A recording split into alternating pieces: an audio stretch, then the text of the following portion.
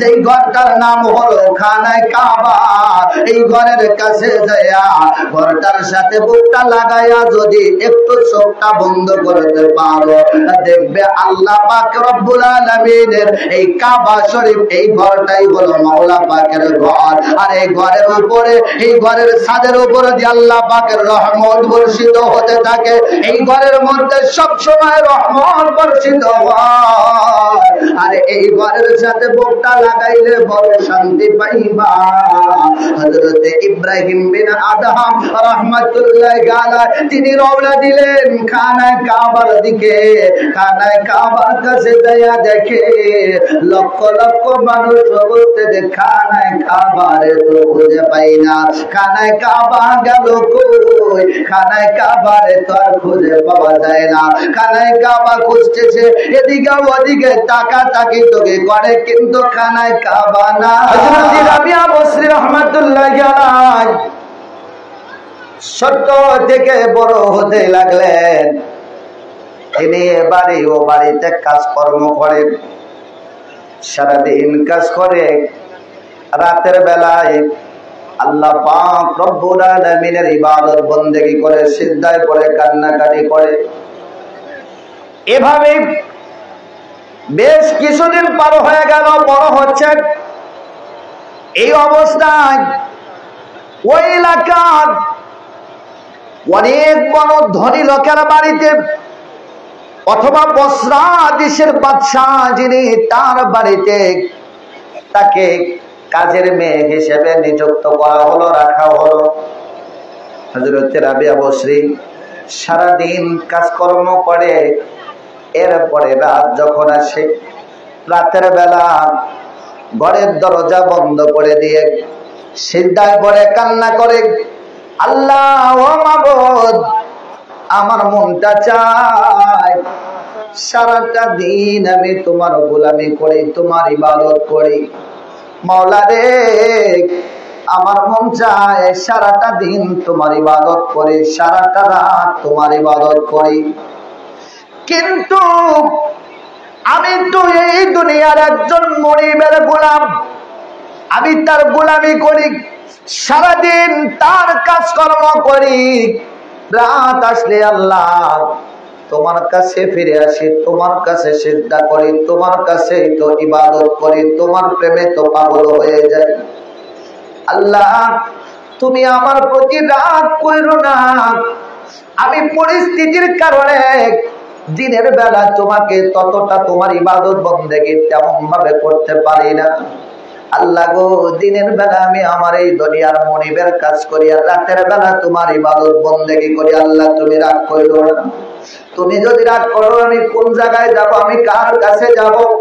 আল্লাহ তুমি তো জানো আমার অন্তরের খবর, আল্লাহ তুমি তো জানো আমার মনের খবর। আমার মন চায় না আমি এই সমস্ত কাজকর্মের সাথে জড়িয়ে থাকি।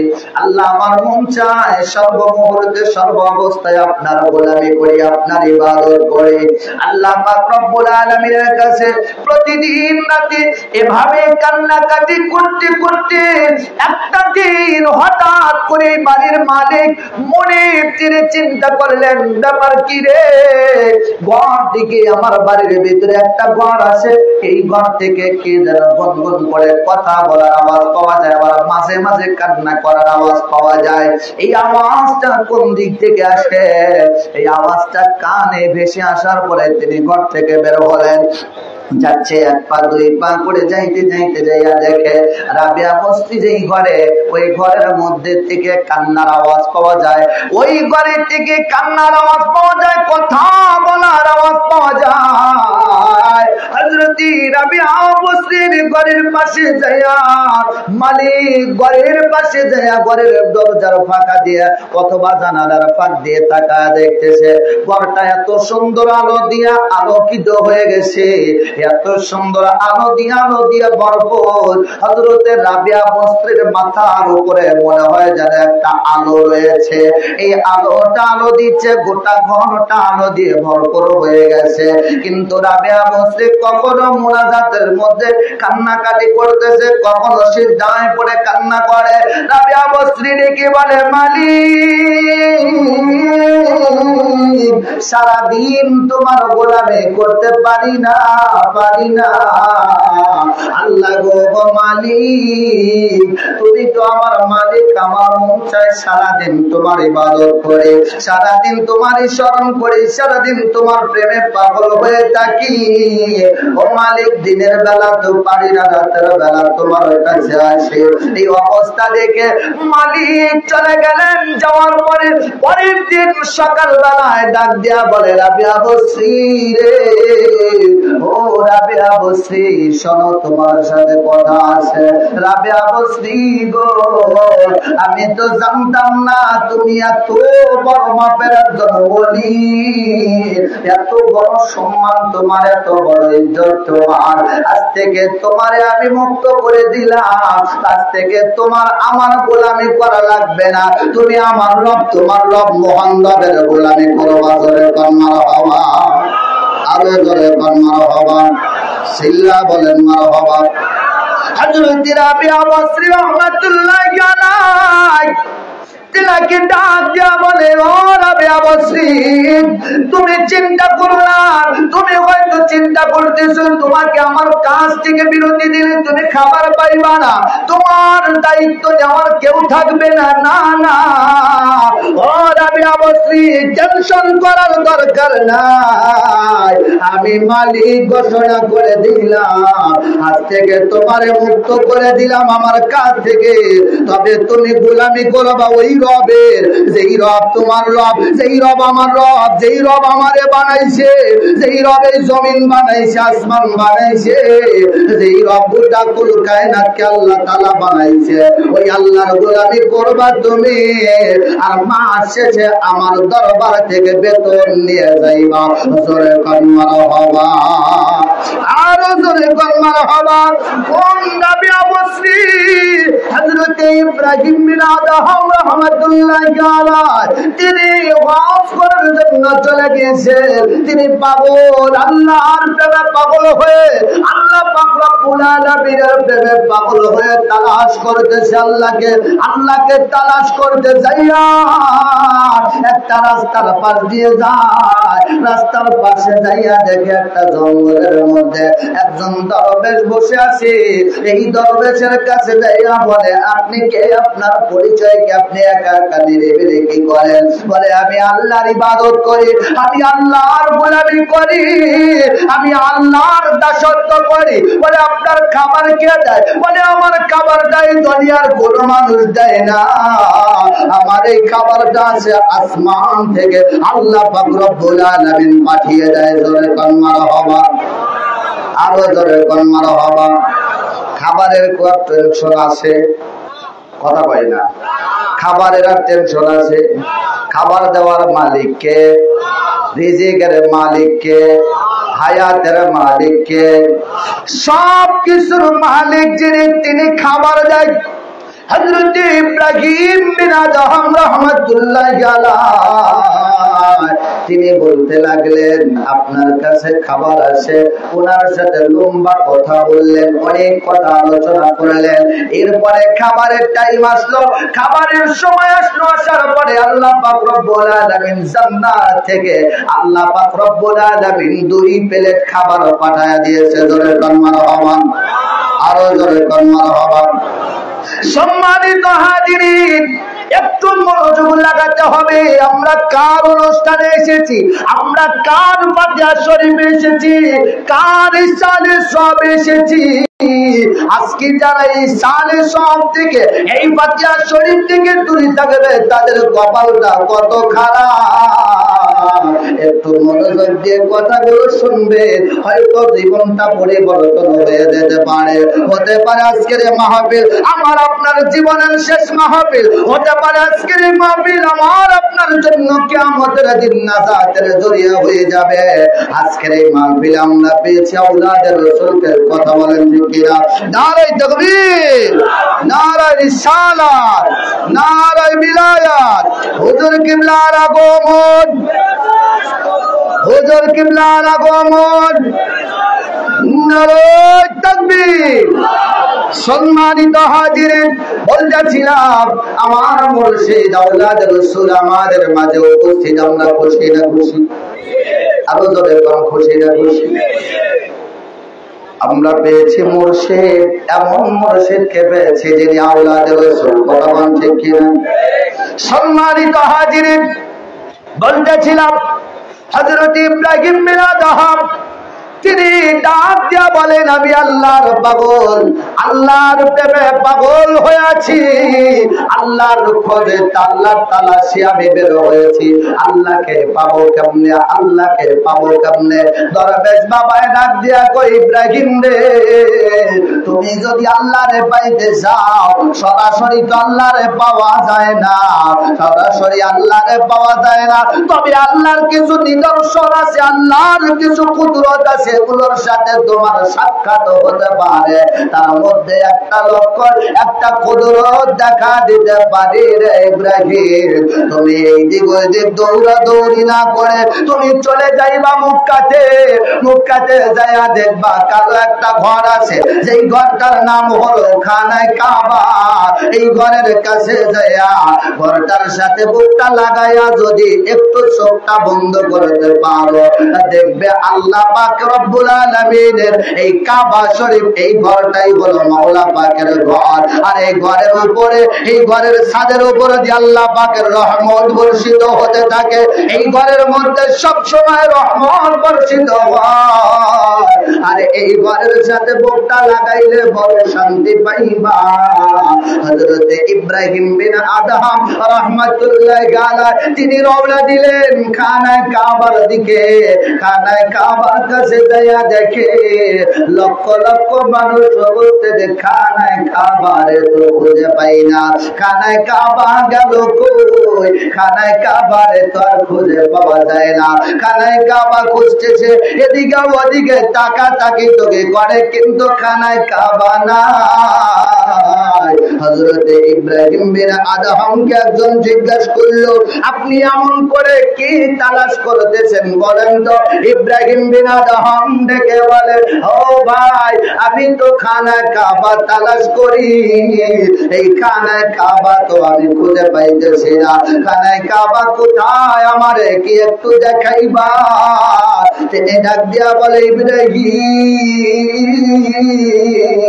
খানায় কাবা তালাশ করে পাইবা না, কারণ খানায় কাবা তো মক্কায় নাই।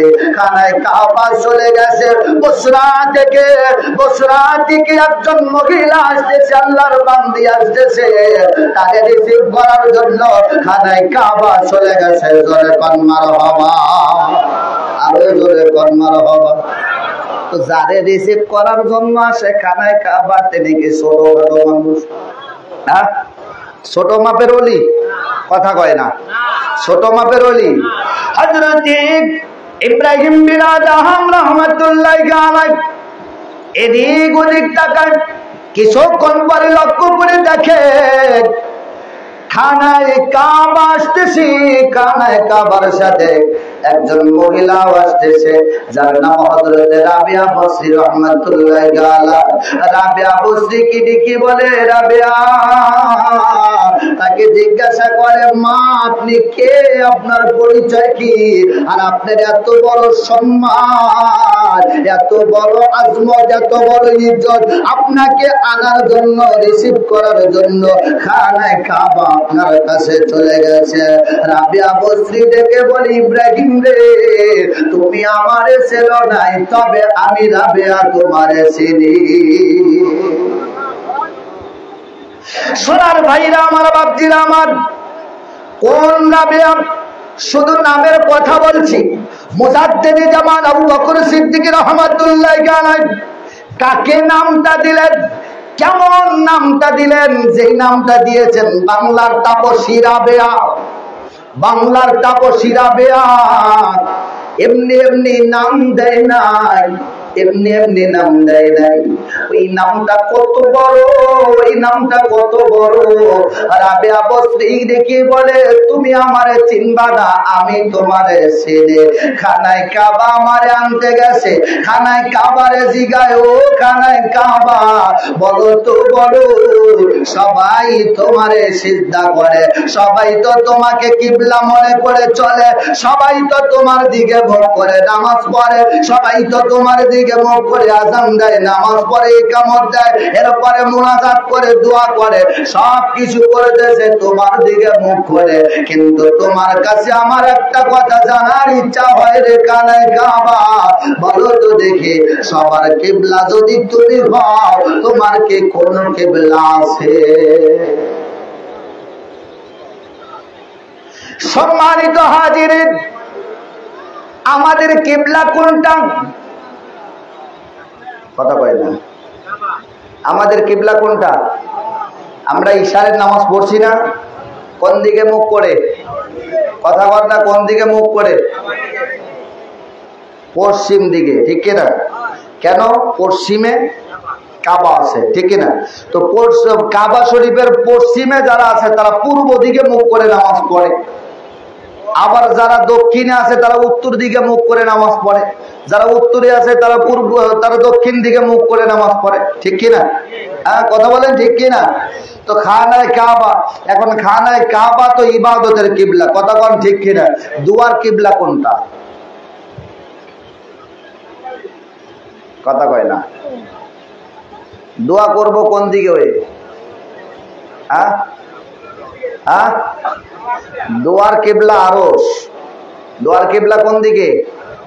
দোয়াটা করার সময় হাত কোন দিকে তুলি? হাত কোন দিকে তুলি? উপরের দিকে না এরকম? কথা কয় না। উপরের দিকে না এইদিকে এরকম?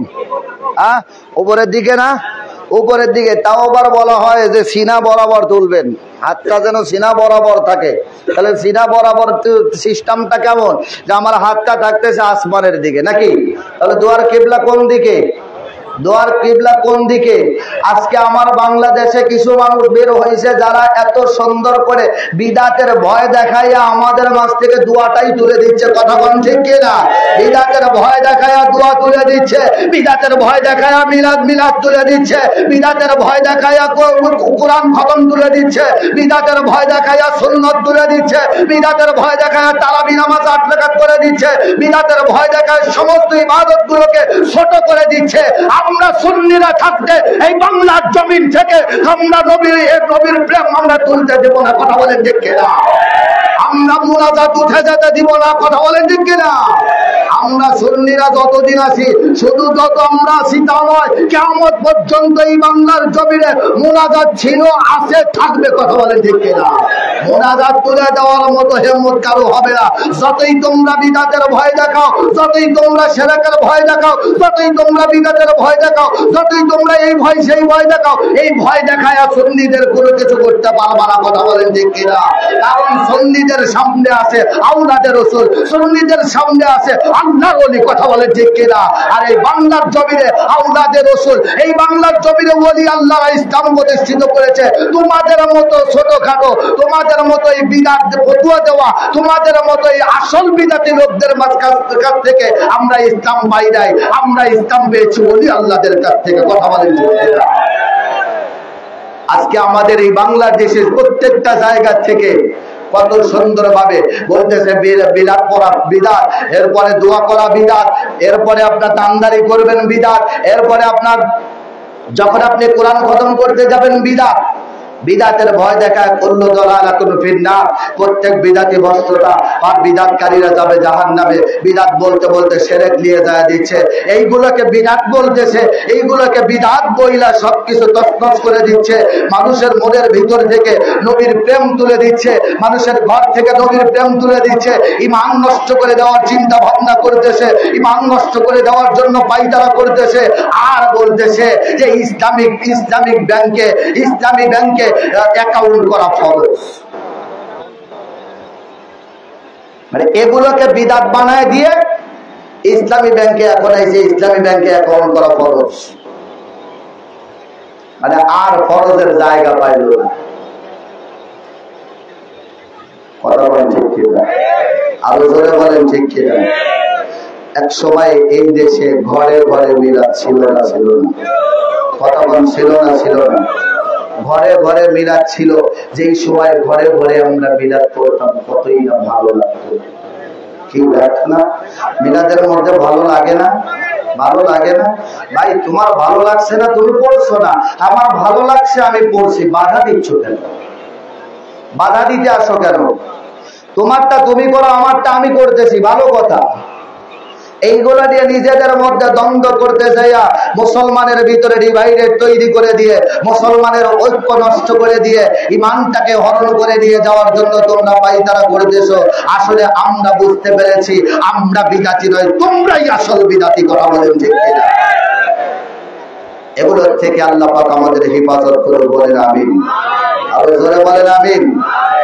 সম্মানিত হাজিরিন, বলতেছিলাম হযরত রাবিয়া বসরি রাহমাতুল্লাহি আলাইহি তিনি বলেছিলেন কাবারে সবাই তো তোমারে কাবা বলে মানে, একবার বলো না তোমার কে কোনো কাবা আছে? আমার নবী বিলালকে বলেছিল, বিলাল রে খানায় কাবার উপরে উঠে আযান দাও।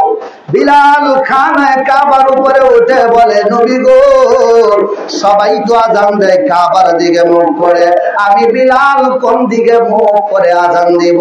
আমার নবী রাহমাতাল লিল আলামিন সরকারে দু আলম নবী আমার ডেকে বলে, বিলাল রে সবাই তো আযান দেয় খানায় কাবার দিকে মুখ করে, ও বিলাল আজকে তুমি আমি রাহমাতাল লিল আলামিনের দিকে তোমার মুখটা করে আযান দাও। জোরে কান মারহাবা। হযরত রাবিয়া বসরি এমন একটা সময়ের মানুষ ছিল যেই সময় হাসান বসরি ছিল। হযরত হাসান বসরি তিনি ছিলেন হযরত আলী রাদিয়াল্লাহু তাআলা আনহুর দুয়ার ফসল। হযরত হাসান বসরির আম্মা জান হাসান বসরিকে নিয়ে ছোটবেলায় নিয়ে চলে গেলেন আলীর কাছে। আলীর কাছে যাইয়া বলে, আলী ও আলী দয়া করে আমার সন্তানের জন্য একটু দোয়া করে দেন, আমার সন্তানের জন্য একটু বরকত দিয়ে দেন। হযরত আলী রাদিয়াল্লাহু তাআলা আনহু মুখ থেকে থুতু মুবারক দিয়ে হযরত হাসান বসরির মুখের মধ্যে দিয়ে দিলেন। আর ডাক দিয়া বলে, এ বাবা শোনো, আজ থেকে তোমার সন্তানের নাম আমার সন্তান হাসানের নামের সাথে নামকরণ করা হলো। তোমার সন্তানের নাম হবে হাসান। আরে হাসান হবে জামানার সবচাইতে বড় একজন আলেম হবে, এত বড় আলেম হবে, এত বড় ওলি হবে, সারা পৃথিবীতে তার নাম ছড়িয়ে পড়বে। আজও তার নাম আছে না নাই? আবদরে করা আছে না নাই? এমন কোন হাদিসের কিতাব নাই যে হাদিসের কিতাবের মধ্যে হাসান বসরির নাম নাই। এমন কোন মাসালার কিতাব নাই, এমন কোন ফিকহের কিতাব নাই যে কিতাবের মধ্যে হাসান বসরির নাম নাই। এই হাসান বসরি রাহমাতুল্লাহি আলাইহি তিনি এত বড় মাপের ওলি ছিলেন, এত বড় মাপের মধ্যে এত বড় মাপের আলেম ছিলেন। হযরত ইমাম হাসান রাদিয়াল্লাহু তাআলা আনহুর পরে হুসাইন রাদিয়াল্লাহু তাআলা আনহু যেই সময় কারবালায় উপস্থিত, হযরত হাসান বসরি রাহমাতুল্লাহি আলাইহি তিনি বসরাতে অবস্থান করে ঘটনাক্রমে কারবালাতে উপস্থিত হতে পারেন নাই। ইতিহাসের মধ্যে লেখে হাসান বসরি এই কারবালায় হুসাইনের শহীদের ঘটনা শোনার পরে হযরত হাসান বসরি 3 দিন একটানা 3 দিন পর্যন্ত এত কান্না করেছিল, এত কান্না করেছিল। হযরত ইমাম হুসাইন রাদিয়াল্লাহু তাআলা আনহুকে যখন তাকে শহীদ করার পরে তার মাথাটা নিয়ে যখন মুসলমানেরা রওনা দিয়েছিল, উবাইদুল্লাহ ইবনে জিয়াদ তিনার নেতৃত্বে ওদিকে দামেস্কে বসে আছে এজেদ, এদিকে উবাইদুল্লাহ ইবনে জিয়াদ তিনি হুসাইন রাদিয়াল্লাহু তাআলা আনহুর মাথা নিয়ে রওনা দিয়েছে। তীরের মাথায় বল্লভের মাথায় হুসাইনের মাথাটারে মিছিল করতে করতে যাইতেছে।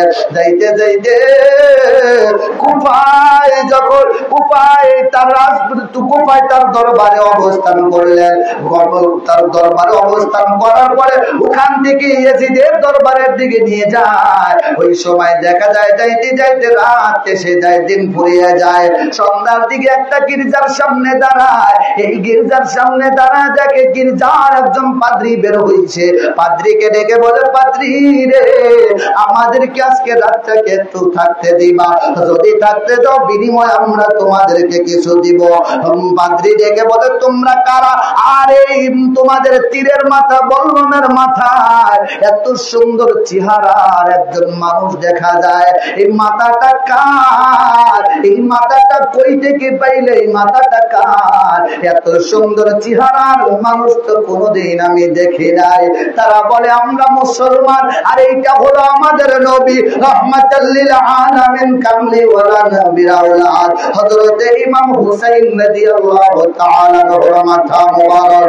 এমন করে যখন বললেন, পাদ্রী অনেক কথা বলার পরে ডেকে বলে, ও মুসলমানেরা, তোমরা মুসলমান হওয়ার পরে তোমাদের নবীর কলিজার টুকরা ইমাম হুসাইনকে এমন ভাবে নির্যাতন করলে, এমন নির্মম ভাবে তোমরা শহীদ করলে, কিভাবে তোমরা পাইলে?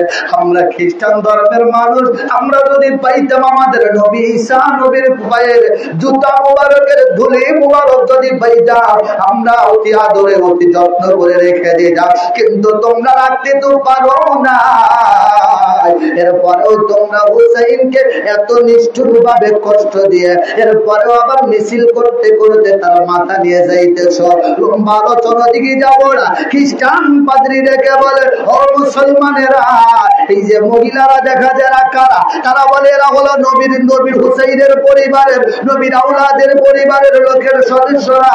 খ্রিস্টান পাদ্রী ডেকে বলে, তোমাদের কাছে আমি একটা আর্জি জানাই, আজকের রাতটা তোমরা আমার কাছে এই মাথাটা দিবা, এই মহিলাদেরকেও দিবা।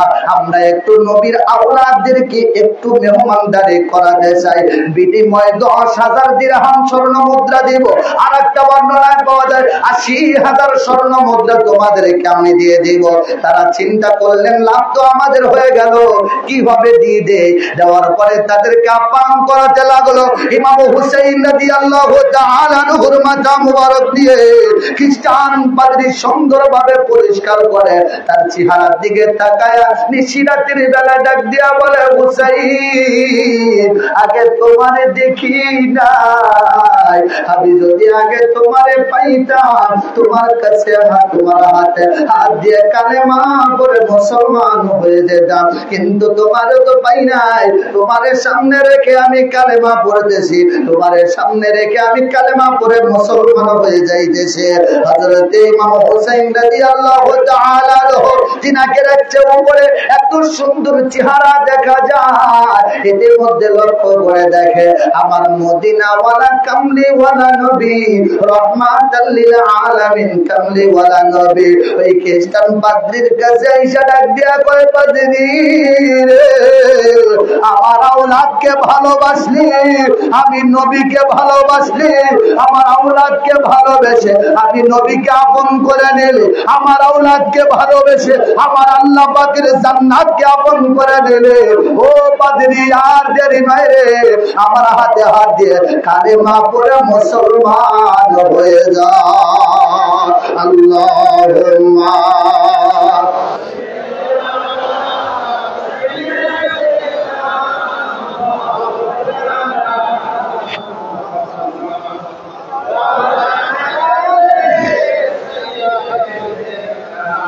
মাওলানা মুহাম্মদ আল্লাহুম্মা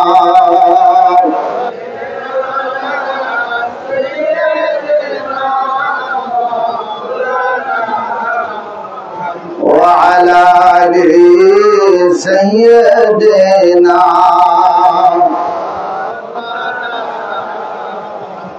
সেই নবীর আওলাদ আমাদের মাঝে আছে না নাই? আরো জোরে বলেন, আছে না নাই?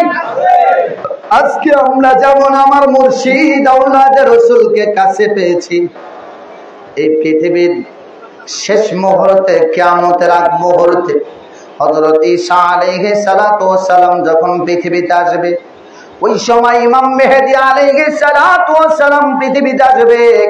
দুইজন এক জায়গায় হবে, হাজার হাজার মুসলমানের এক জায়গায় হবে, নামাজের টাইম হবে।